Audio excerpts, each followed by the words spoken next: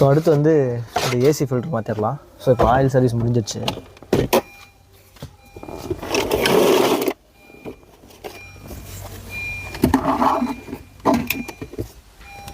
So இதுதான் AC filter. இவ்வளோ கன்றாவே இருக்குது பாருங்க. எலியெல்லாம் உள்ளே போய் கடிச்சு கொதறி வச்சுருக்கு.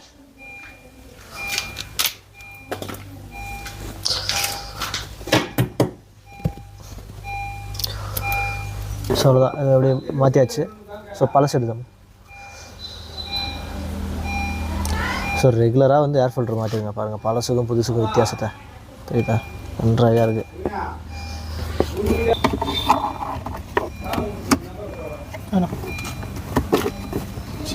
ஸோ பாருங்கள்.